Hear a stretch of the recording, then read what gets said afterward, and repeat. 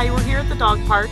Image's first trip to the dog park. There are a couple dogs over there. We'll see how she does, and I'm gonna go ask them how their dogs are with puppies.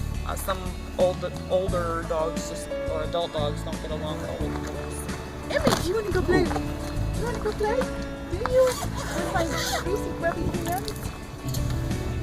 There's a boy over there that you get to tell off because his mama says he's a romancer. Oh, good girl. Image, come on, pop.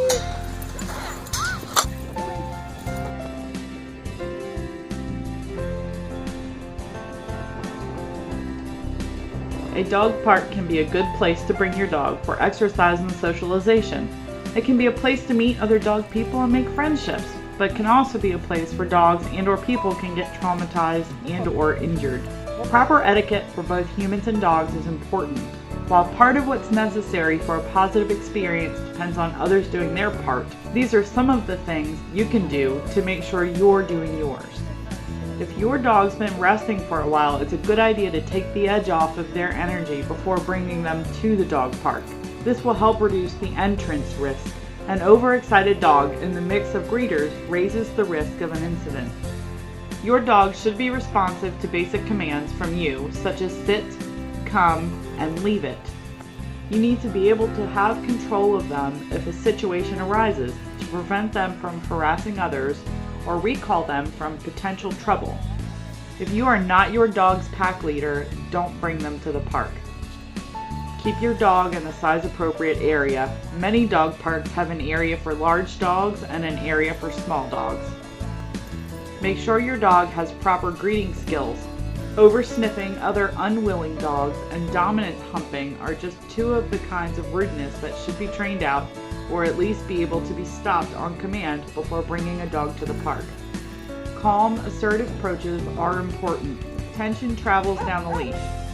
Before taking your dog, visit without the dog at a time when you will be bringing your dog. Read and understand the layout, park rules, cleanliness, and assess the behavior of the dogs and people at the park. The first few times you do take a dog to the park, it is a good idea to do it when there's few dogs so that it will be less stressful for your dog.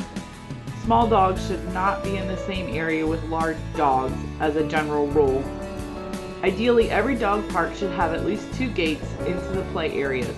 One to take the dog off lead without being in the presence of the other dogs, and the other to let the dog into the main area.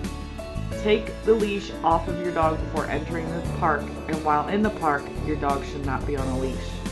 This helps reduce the ambush that sometimes happens when a new dog enters the park, and it will also reduce the risk of on-leash aggression behaviors. Be particularly careful entering the park. Dogs already in the park will want to investigate. This can get volatile. If your dog's already in the park, keep them away from the entrance when new dogs enter if there is a crowd at the gate. Depending on temperament and early socialization, not all dogs like meeting dogs they do not know. Never bring females in heat. Some parks even discourage intact males because they are much more likely to be aggressive. And this is especially true of adolescent males between 8 and 18 months old. Confident and social dogs are the best candidates for dog parks.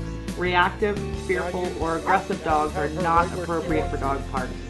Incessant barking or barking with an aggressive tone should be discouraged. Any dog visiting a dog park should be up to date on shots, not sick, especially with communicable diseases, parasite-free, and structurally sound. Hip dysplasia, arthritis, and other structural problems are painful and present a high aggression risk because the dog is stressed in anticipation they might get hurt. Puppies under 4 months of age or without a full range of vaccines should never go to a dog park. Read the posted dog park rules and follow them. Small children are also not a good idea in the dog park. Watch your dog at all times. Situations can come up really fast. Have an understanding of how to defuse a situation without getting hurt. Many dog parks have double entry gates so you can take the leash off before entering the main area. Again, a leashed dog can cause stress that can escalate. Avoid pushing dogs into each other's personal space. This can also cause problems. The tighter dogs and people come together, the greater the risk of problems. Generally speaking, give people and dogs space. So this means if you're standing talking to a group of people, sometimes you just need to change it up and move to a different spot so the dogs aren't all massed together. No food. This means people and dog food, bones, treats, and the like. Generally speaking, balls, chew toys, or other things can also be a trigger for resource guarding. If these items are allowed, use heightened awareness. Your dog may behave well, but other dogs may have issues with resource guarding.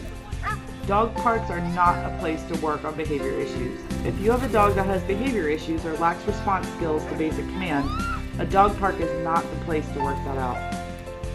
If your dog is avoiding other dogs or is behaving obnoxiously with excessive mouthing, barking, and so on, remove them. Some dogs like a small circle of known friends and don't respond well to crowds or unknown dogs.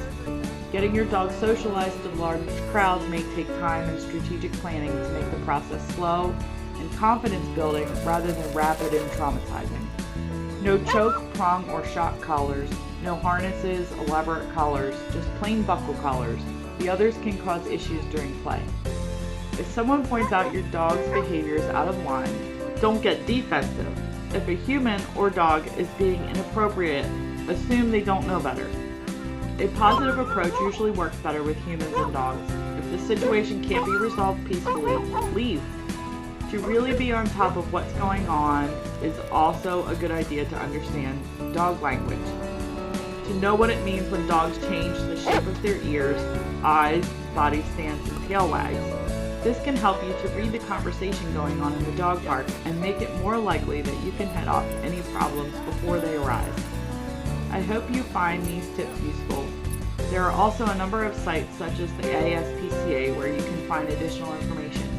You can also go to www.dogpark.com to find a park or add your local park to their database so everyone can enjoy the benefits of letting dogs out and watch the dogs be out.